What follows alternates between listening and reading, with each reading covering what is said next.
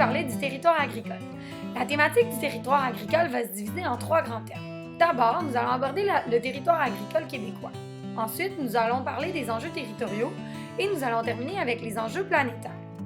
Avant de commencer, nous devons quand même nous poser une grande question. Pensez-vous que la Terre pourra nourrir tout le monde en 2050? Selon plusieurs experts, le nombre de personnes sur la Terre n'arrêtera pas d'augmenter d'ici là et il sera peut-être plus difficile de pouvoir nourrir tout le monde avec les terres arables disponibles. Commençons avec un petit graphique. Donc, voilà encore notre question. Est-ce qu'on croit que la Terre pourra nourrir plus de 9 milliards d'habitants en 2050? Comme vous le savez déjà sûrement, la population actuelle de la Terre est de 7 milliards, comme on peut voir ici. 7 milliards de personnes, ça fait beaucoup de gens. Toutefois, depuis toujours, ce nombre ne cesse d'augmenter. On voit ici qu'en 2012, il y avait 7 milliards d'habitants et on prévoit qu'en 2050, il y aura environ 9 milliards d'habitants sur la planète Terre. Les experts prévoient aussi que d'ici 2100, il y aura plus de 10 milliards d'habitants sur la Terre. Est-ce que tous ces gens-là ont accès à la même quantité de nourriture? Clairement pas. La sécurité alimentaire, c'est vraiment un grand défi et nous devrons tous ensemble trouver des solutions dans l'avenir pour que tout le monde ait accès aux mêmes quantités de nourriture et du moins à de la nourriture. Donc, regardons un petit peu ce qu'il y en est. La Terre est composée principalement d'eau. Il y a seulement 30% de la surface de la Terre qui est composée de surface terrestre. C'est environ 15 milliards d'hectares. De ces 30%-là, uniquement 10% de ces terres-là sont cultivables. On appelle ça des terres arables. Donc, une terre arable, la définition qui est ici, c'est des terres qui peuvent être labourées et cultivées. Donc, du 30% de surface terrestre disponible, seulement 10% sont cultivables. Pour vous donner une idée, 10% des terres, c'est environ 1,5 milliard d'hectares. Un hectare, à quoi ça ressemble? Un hectare, c'est environ 10 000 m², ce qui équivaut environ à un terrain et demi de football.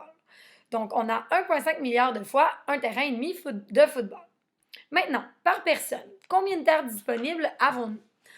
Eh bien, si on divise tout ça par le nombre de personnes sur la Terre, on se rend compte qu'il y a environ 0,2 hectares, de disponibles par personne. Ceci représente environ un tiers de terrain de football. Donc, c'est pas tant que ça. On peut facilement se le représenter en allant au parc et diviser un terrain de football en 3 pour se rendre compte que ça fait vraiment pas beaucoup de terre disponible pour notre petite personne.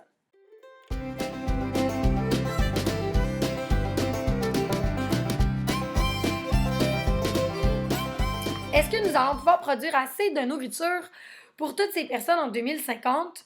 C'est la question qu'on se pose tout au long du module. Nous allons voir différentes infrastructures possibles, différentes problématiques tant au Québec que dans le monde qui vont nous amener à trouver différentes solutions que nous pourrons tous ensemble adopter dans l'avenir afin que les gens aient un meilleur accès à la sécurité alimentaire.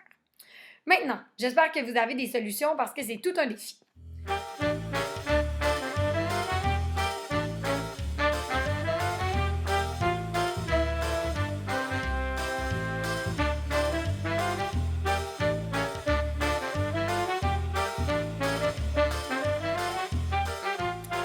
Nous voyons maintenant ici une carte des différents espaces agricoles dans le monde. Comme vous pouvez le voir, plus les espaces en vert sont foncés, plus il y a de pourcentage de terre qui est cultivée dans ce pays-là ou dans cette région. Donc, au Canada, c'est pas très foncé. On se rend compte qu'il y a environ entre 1 et 10% des terres qui sont cultivables. Donc, on a vraiment besoin des autres pays, dans notre cas, pour pouvoir s'approvisionner en produits d'agriculture. Aux États-Unis, c'est un petit peu plus avec 21 à 30% des terres qui sont cultivables. On remarque que dans la région de l'équateur et du centre du monde, c'est beaucoup plus vert que dans les extrêmes vers les pôles. C'est pourquoi on remarque qu'il y a donc une importance du climat dans l'agriculture. Vous connaissez déjà un peu les zones de climat, mais voici une carte qui les représente bien. Donc, plus la couleur est rouge foncé, plus c'est chaud, plus on va vers les pôles, c'est bleu, on va dans des températures qui sont beaucoup plus froides. Donc, pour cultiver, on a d'abord le climat qui est important. On se demande maintenant, est-ce qu'il y a une corrélation directe entre les deux? J'ai fait un petit montage de cartes, en espérant que ça va fonctionner.